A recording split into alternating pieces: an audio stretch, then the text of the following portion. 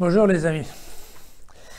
Alors aujourd'hui, nous changeons un peu, puisque nous allons chez Luc, au chapitre 3, des versets 10 à 18. Alors nous changeons d'évangéliste, mais nous ne changeons pas de sujet, je vous rassure, nous sommes toujours dans la compétition entre Jean-Baptiste et Jésus, mais vu cette fois-ci par Luc. Et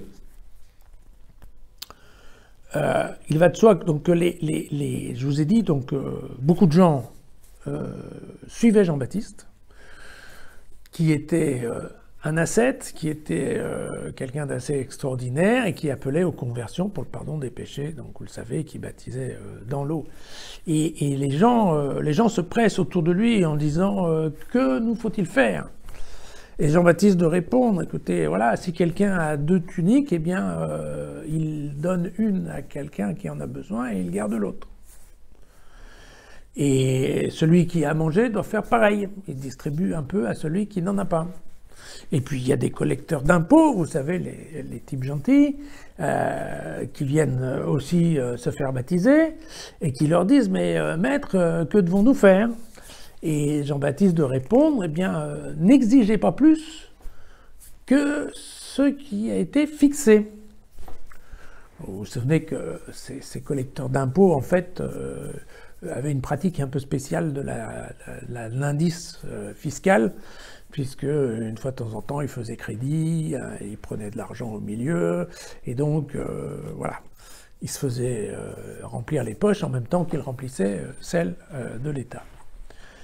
Et puis des militaires qui viennent aussi et qui disent « Et nous, que faut-il faire ?» Et il leur dit « Écoutez, ne faites ni violence, ni tort à personne, et contentez-vous de votre solde. » Entre guillemets, ne profitez pas de votre position de militaire pour demander de l'argent ou pour voler, tout simplement. Et le peuple, donc, était tous en attente. Et ils se posaient tous la question au sujet de Jean, mais ne serait-il pas le Messie ? Car, bon, en effet, les réponses de Jean vont tout à fait dans ce sens-là.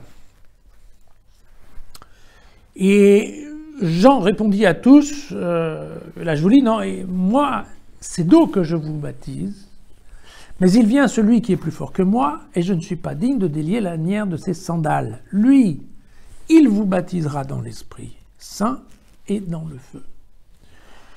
Il a sa pelle à vanner à la main pour nettoyer son aire et pour recueillir le blé dans son grenier. Mais la balle, il la brûlera au feu qui ne s'éteint pas. Ainsi, avec bien d'autres exhortations encore, il annonçait au peuple la bonne nouvelle. Et donc, dans ce cas-là, la bonne nouvelle, c'est la suivante. Il faut que j'explique un tout petit peu le vocabulaire. C'est vrai que au temps de Jésus, les gens étaient vraiment préoccupés par cette question du retour du Messie.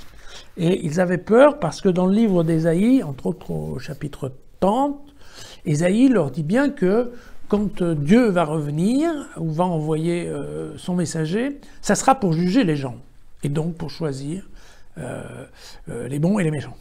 Vous vous souvenez de cette histoire.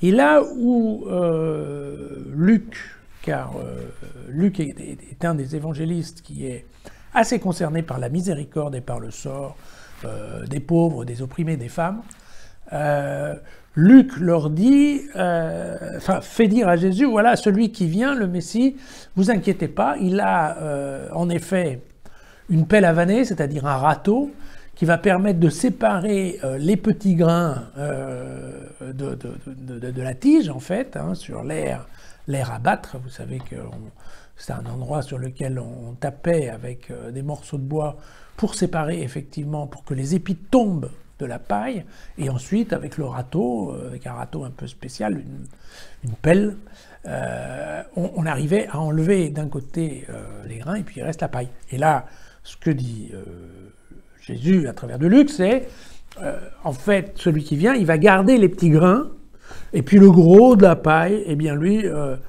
il va ficeler tout ça, il va mettre ça au feu. Donc, c'est-à-dire, c'est le message, en effet, vous inquiétez pas, quand le Messie va choisir les bons, il va bien se préoccuper de prendre plutôt les petits, ceux qui ont faim, les opprimés, tout ça. Voilà. Donc c'est ça en fait, c'est ça le message. Le message de la bonne nouvelle, car c'est ce que nous dit la conclusion, avec bien d'autres exhortations, il annonçait au peuple la bonne nouvelle. La bonne nouvelle, c'est ça. C'est que, eh bien, les petits, les malades, les opprimés, ce sont eux qui vont être choisis et qui vont être gardés par Dieu quand il va revenir sur terre. Voilà. C'est le message du jour. À demain.